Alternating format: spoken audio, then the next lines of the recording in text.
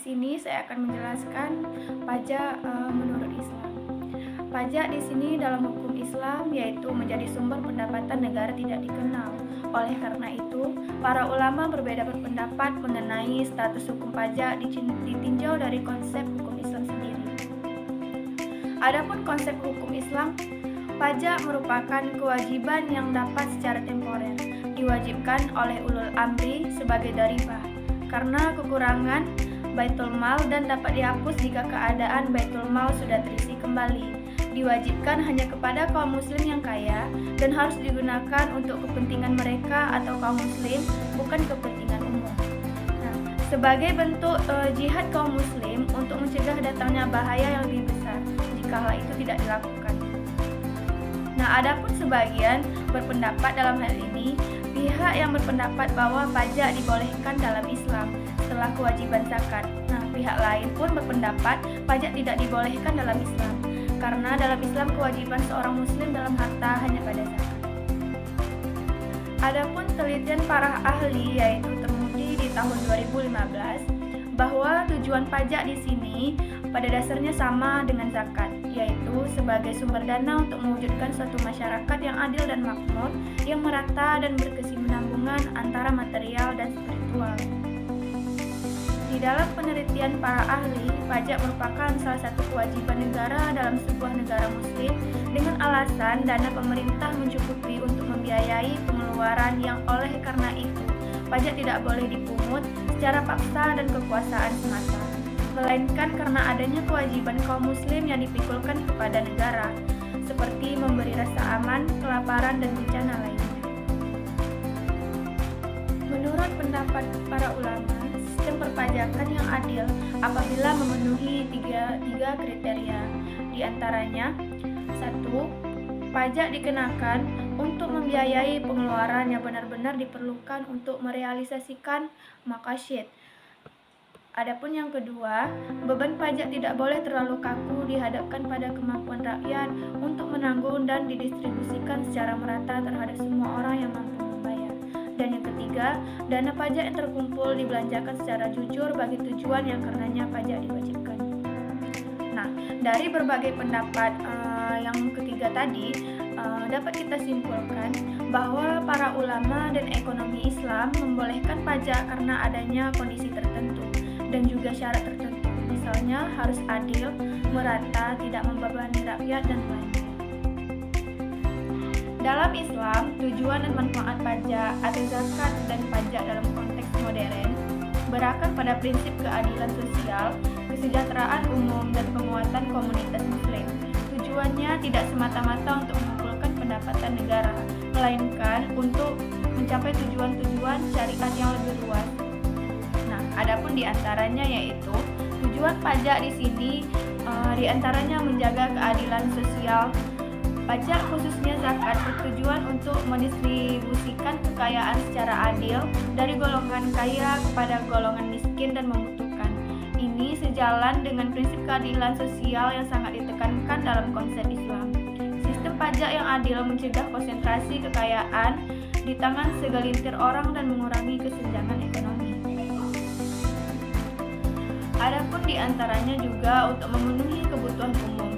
Nah, pendapatan pajak di sini digunakan untuk membiayai berbagai kebutuhan publik yang bermanfaat bagi seluruh masyarakat seperti pembangunan infrastruktur atau jalan, jembatan, irigasi dan lain-lain, pendidikan, kesehatan, dan keamanan. Ini mencerminkan prinsip masalahnya musalah atau kepentingan umum yang bermanfaat dalam fikih Islam. Nah, adapun di sini tujuan pajak di situ penguatan kekuatan negara. Pajak di sini berkontribusi pada kekuatan dan stabilitas negara Islam. Dengan pendapatan yang cukup, negara dapat menjalankan fungsinya dengan efektif, melindungi rakyatnya dan menegakkan hukum.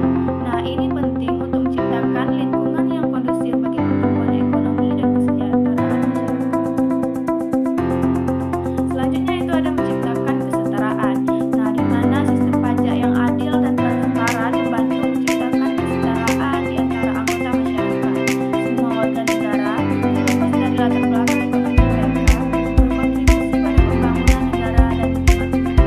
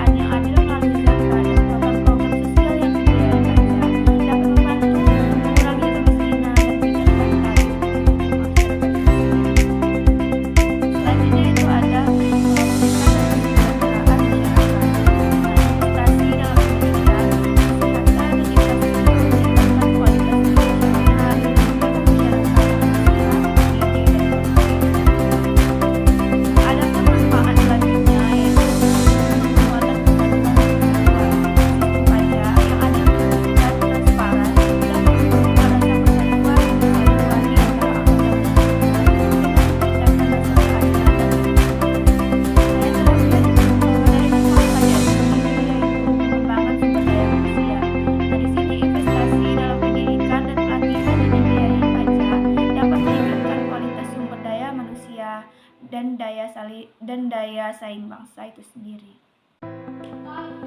Adapun pendapat Islam mengenai pajak di sini, diantaranya kewajiban membayar pajak atau zakat dan lainnya. Nah, zakat merupakan kewajiban bagi setiap muslim yang memenuhi syarat atau nisab dan haul. Zakat merupakan pilar penting dalam Islam, berfungsi sebagai bentuk pembersihan harta dan redistribusi kekayaan untuk membantu kaum miskin dan yang membutuhkan. Selain zakat, terdapat juga kewajiban lain seperti jizyah atau pajak yang dikenakan kepada non-muslim di negara Islam, dan kharaj atau pajak atas lahan pertanian.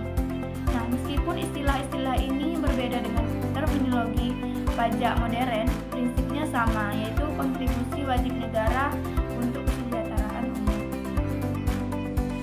Nah, selanjutnya itu ada keadilan dan transparansi. Islam menekankan pentingnya keadilan dan transparansi dalam pengumpulan dan penggunaan dana publik. Dana yang terkumpul harus digunakan secara bertanggung jawab untuk kepentingan umum, seperti pembangunan infrastruktur, pendidikan, kesehatan, dan kesejahteraan sosial. Penggunaan dana yang tidak transparan dan tidak adil akan dianggap sebagai bentuk penindasan dan ketidakadilan.